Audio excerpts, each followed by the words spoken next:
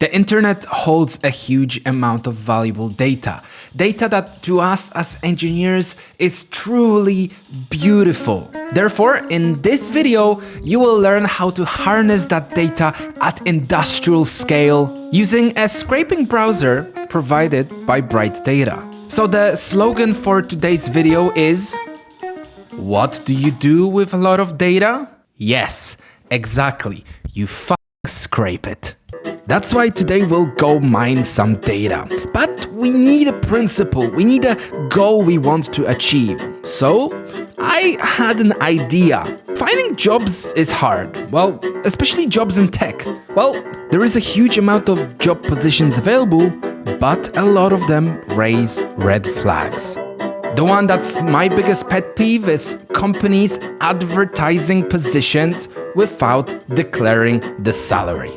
Either way, they are trying to lowball you, or they just underpay every one of their employees and they're too scared to acknowledge that. Well, whatever that might be, we do not accept that. So we will scrape the shit out of a job posting website, extract the information that is very relevant to anyone using this service, and present the information in a clear and concise way back to the user, ensuring he only receives open positions that are based on his criteria and with his salary. But before we do this, let's talk about how we will do this. The internet is filled with fantastic information that can be scraped. At first, all this information will look like this. Something that you see and it physically makes you nauseous. But it's a goldmine of information that many don't use to their advantage.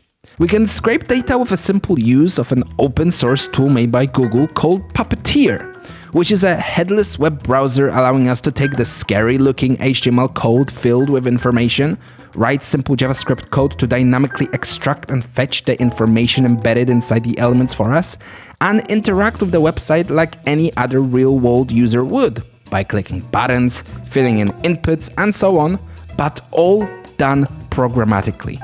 It's sometimes quite hard to write this code, so later on I'll show you a little neat trick I've had up my sleeve to show you how you can use ChatGPT, ask it to write beautiful Puppeteer code for you without the hassle of straining your eyes on the things that are just too complex to even see. There is also another issue we will need to solve. Many website providers don't like if their websites get scraped. And to make sure that they control what and how much data people fetch, they introduce bot detection, which will block your IP, which will introduce captchas, and therefore disturb and often completely stop your workflow, causing you to abandon the project. So, on top of Puppeteer, we will also be using a service called Bright Data, a very clever company which offers a tool called a scraping browser. It's a virtual browser which you don't physically see as you run automation tests, but that gives you many advantages as it runs on a proxy network and has inbuilt a variety of features which can face the scraping challenges we encounter. So captchas and other security measures stop being a problem and hence allow us to scrape that data at industrial scale.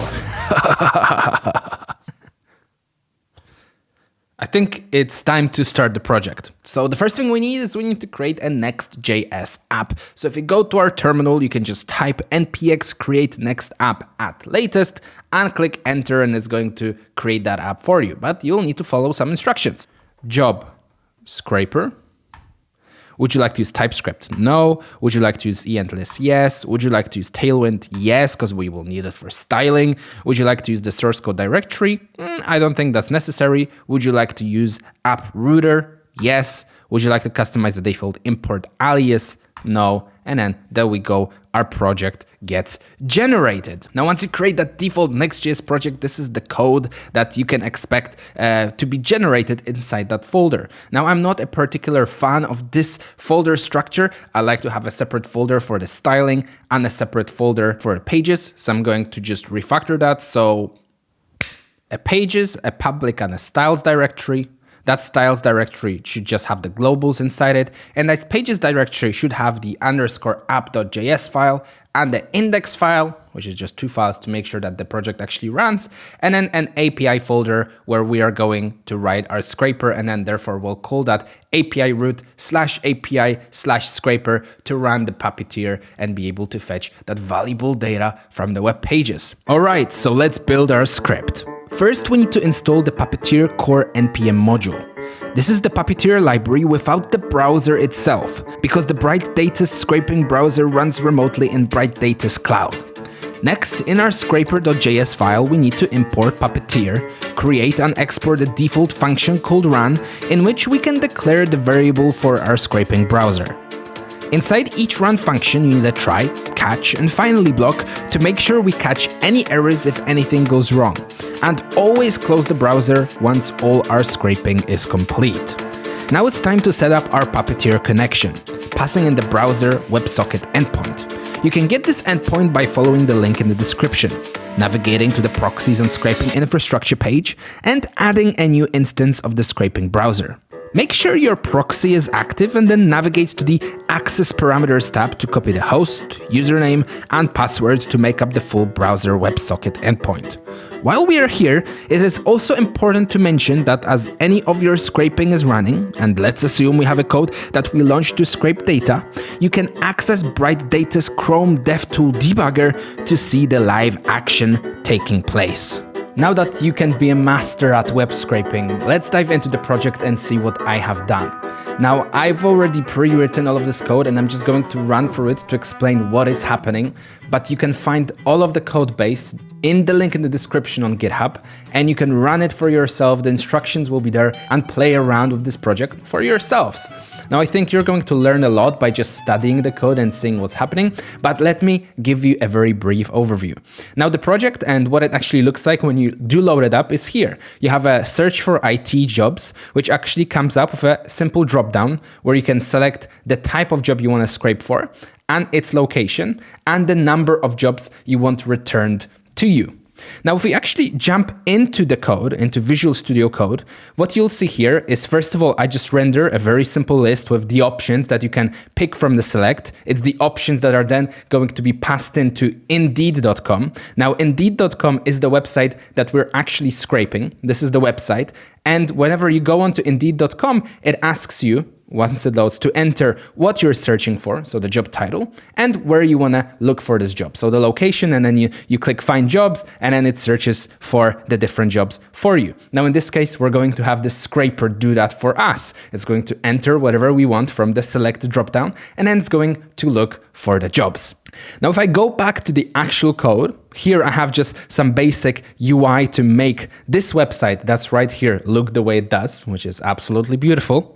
And then what we have on the other side, once I actually start scraping for the data, I created this whole page that just renders that data. So it does a little bit of filtering, looking for the jobs, making sure that every part of that JSON that gets returned is filled with information, and then make sure that all that information is displayed on the screen.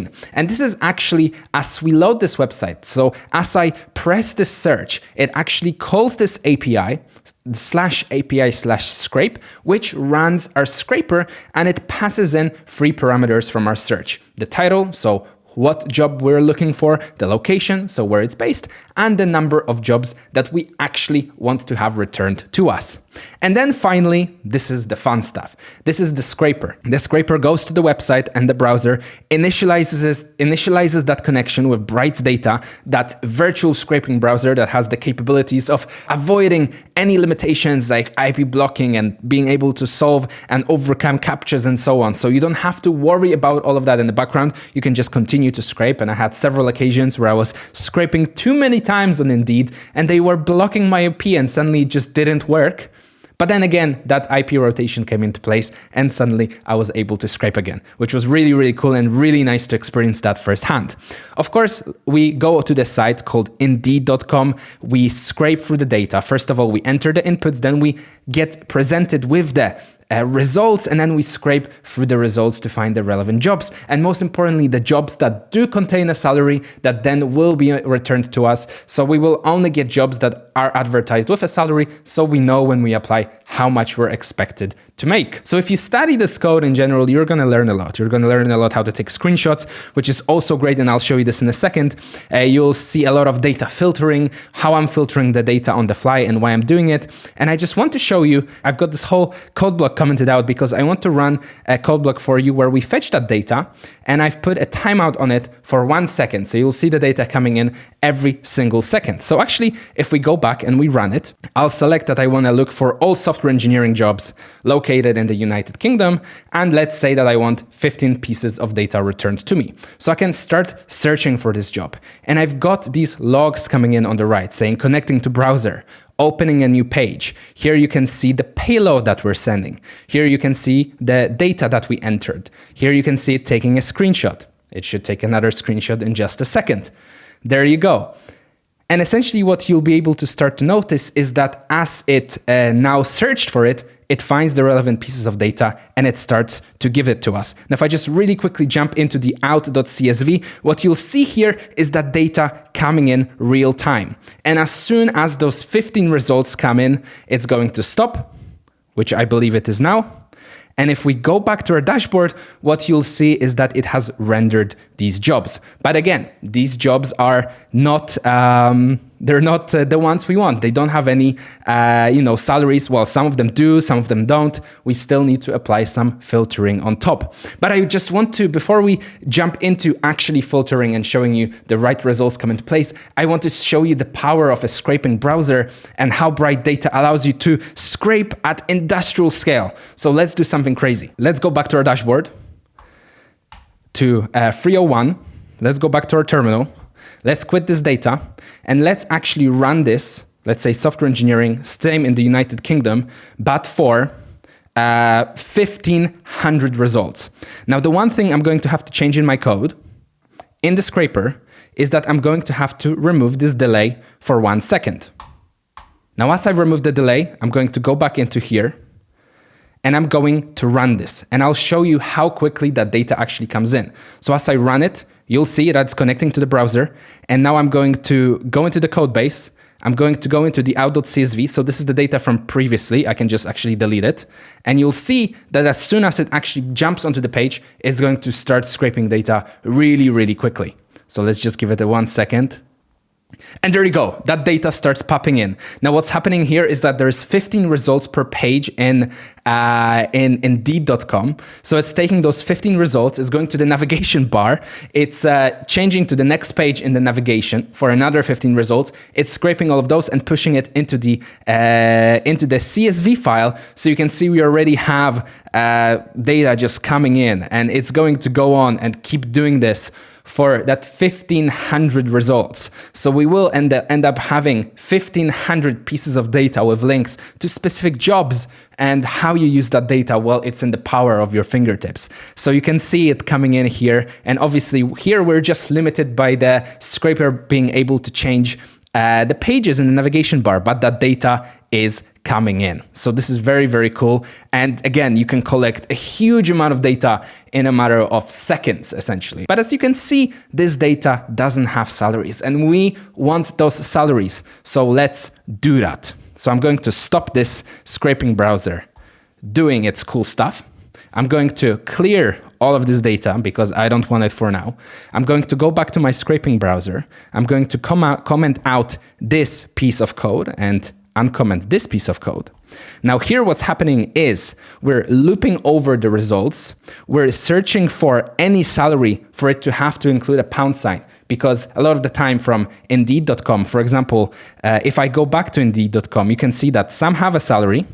However, some just say full-time, and full-time used to come up as the salary. Well, it's not. So here I'm saying that it has to include a pound sign for me to know that it's going to be some kind of a salary, and that's the data that it actually takes out and filters. And then, of course, then it filters by max results. So if I only want 15 results, then that's exactly what it's going to do. And I've set a little timeout on it so we can see that data coming in. So now that I've commented it out and saved it, let's go back to our scraping application. Let's go back to our home URL. I need to run it again. Just bear with me 1 second because I stopped the whole application. Here it loads. I'm just clearing the logs. And right, let's search for software engineers, again, in the United Kingdom, and this time I want 20 results. And let's search. And you can see those logs coming in. It's pending as it's loading. Currently it's saying 0 results, but this will update to 20 results. It's taking the screenshot. So let me show you the screenshot. It's actually a really nice way to see what your scraper is doing and to debug sometimes. So here we have that one screenshot where it actually loads the page and it shows what the location is and where we're searching for. And the second screenshot of it actually pasting those values in, so you can see that page has loaded and it's successful. And probably at this point, it's already pushing information into our out.csv file, which is fantastic. So we can see that information coming in. It's probably skipping for a bunch. See, it's already on result, like routing jobs 15 to CSV. It's actually not writing it because I'm filtering, because a lot of these jobs, they just don't have the salary. But in this case, you can see that we're getting a salary for each and every one. So as soon as it goes for those 20 results, we'll be able to see it pop up in the UI. So in this case, let's just wait for it to complete, and then I'll be back with you guys. And here we go. That data has loaded. Like I said, we wanted 20 results. Did it give us 20 results? Well, let's have a look. 3, 6, 9, 12, 15, 18, 20. And you can see every single job has a salary. This one is 90K a year. This one is 75 to 100. This one is 24 to 30. So that's probably something we wouldn't be interested in. And if you want to apply here, well, I've made that link. You can just click it. It takes you to that job ad and you can just click apply on company side. And there you go. So if you want to use this tool for searching for your results, you can. Here we go again. I went back to the page and it's actually going to scrape again. Now to end this video off, I did promise you guys that I'm going to show you how you can use ChatGPT to write Puppeteer code and make this much, much easier for you, because machines, they're much faster than us and much better. So if you want to scrape something and give it to ChatGPT, essentially you go on the website you want to scrape. In this case, let's go again with indeed.com. You inspect the page to look at the HTML and use this arrow in the top left corner of the inspect panel and search for the part where you want to search for and extract specific pieces of information. And I'm going to use this little box here. Now what I'm going to do is I'm going to right click on it, copy that element, and then go into ChatGPT and say, write Puppeteer code to extract, if I can spell, and I can't, extract the apply now link for me. And then you give it the HTML and you wait for it. As you can see, it's a bunch of HTML. It would be quite hard for a person to start to find what's relevant. And as you can see, ChatGPT has absolutely no problems with writing it. It exactly knows what you need. It exactly finds the right class for you and essentially fetches this apply now link and I guess returns whatever is relevant here. So it returns that link for you. Now, I hope you guys enjoyed this video. Please try out the project. It's super fun. Web scraping is really, really fun, especially that you can collect a lot of really cool information. Make sure you check out Bright Data for their incredible scraping browser. Make sure that you subscribe to this video, like it, and I'll see you in the next one. Bye.